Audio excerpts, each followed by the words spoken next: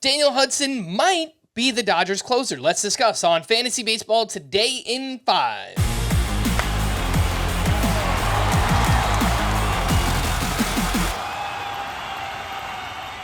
Welcome into FBT in 5 on Tuesday, July 23rd. I am Frank Stampfl, joined by Scott White, and let's talk about the Dodgers bullpen. Daniel Hudson, right back in the ninth inning on Monday, closed it out, picked up his 7th save. He actually has the last 4 saves for the Dodgers, 3 already here in the second half, and the overall numbers are awesome, Scott. Daniel Hudson is 35% rostered. It feels like that number needs to double. Yeah, I mean, it seems like he's overtaken Evan Phillips as the leading man for saves in the Dodgers bullpen. Phillips is collapsing here.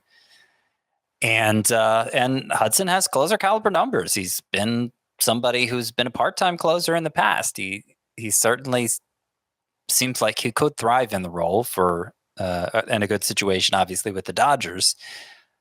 But I do say he's replaced Evan Phillips as the leading man for saves because I think manager Dave Roberts doesn't want a dedicated closer.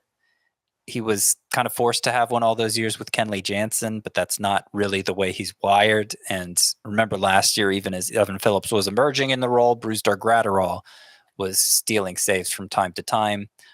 Alex Vesia, he's gotten a few saves. He got a handful of saves right before the All-Star break, and a left-hander. He may factor into the mix with Daniel Hudson. But if there's any reliever I want from the Dodgers right now, it is Hudson. And that means over Evan Phillips even. Let's talk about Robbie Ray, who will make his season debut Wednesday against the Dodgers. Welcome back from Tommy John surgery. You have to face one of the best lineups in baseball. But Robbie Ray has looked really good on his rehab assignment, Scott, and we've seen the big upside in the past with all those strikeouts. He's 67% rostered. Do you think Robbie Ray is a must-add right now ahead of his return? Yeah, I would say so. I'm kind of surprised he's available as he is. He was Cy Young winner not too long ago. And has always had big strikeout numbers. Like you said, has looked great on a minor league rehab assignment, a lengthy one, as you'd expect coming back from Tommy John surgery. He does have control lapses that have held him back in the past, and that's an especially big concern for a pitcher coming back from Tommy John surgery. Even ones who don't have control lapses tend to have newfound control lapses just because they're coming back from that procedure. Obviously, we've seen impact pitchers return from long-term absences and struggle for the most part. Max Scherzer, Gavin Williams, Shane Baz, even Garrett Cole, though he seems to have righted the ship lately. It was a rocky ride. So I don't know that you can bank on Robbie Ray being a difference maker for you down the stretch, but the upside is certainly there. So if you approach him kind of like you would a top prospect call-up, expecting little but hoping for lots, he may just give it to you. And I think he needs to be picked up everywhere for sure. Again, that is Robbie Ray. Let's wrap up with some other pitcher questions. And Carlos Rodon had a huge start up against Tampa Bay. 7 innings, 1 run with a season-high 10 strikeouts.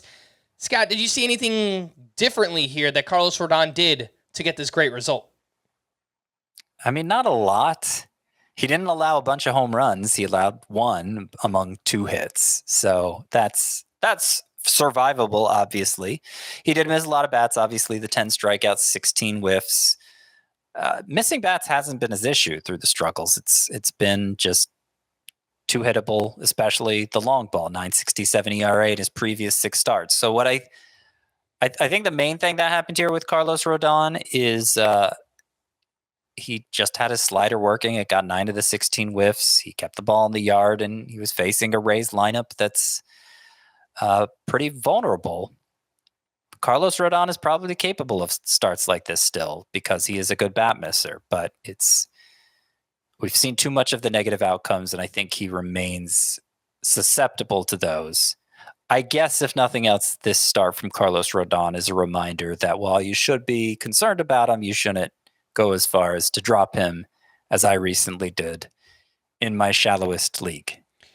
Let's talk about Cole Ragans, who turned in a quality start up against the D-backs. 6 innings, 3 runs, 5 strikeouts, but his velocity has been down over his past 4 outings, and in this one, all of his pitches were down between 1.4 and 2.2 miles per hour. Scott, how worried are you about Cole Ragans' velocity right now? I am not that worried. I'm aware of it. 1.5 to 2 miles per hour, not just on the fastball, but on other pitchers in his last 3 starts. And it hasn't raised alarm for me because he was so dominant in those starts, and it made me think, okay, maybe he's doing this on purpose. It's allowing him to spot his pitches better, and they have such good characteristics beyond velocity that he doesn't need as much velocity. But now he has a start that's still decent, but it's not so dominant, and so it's easier to fixate on that drop in velocity. Is he getting tired as the innings build up? Is he pitching through some health concern? He certainly has a history of those. It makes you wonder, but until the results collapse, I'm not going to panic over it. All right. For more extensive fantasy baseball coverage, listen to the Fantasy Baseball Today podcast on Spotify, Apple Podcasts, the Odyssey app, or anywhere else podcasts are found. Thanks for listening to Fantasy Baseball Today in 5, and we will be back again tomorrow. Bye-bye.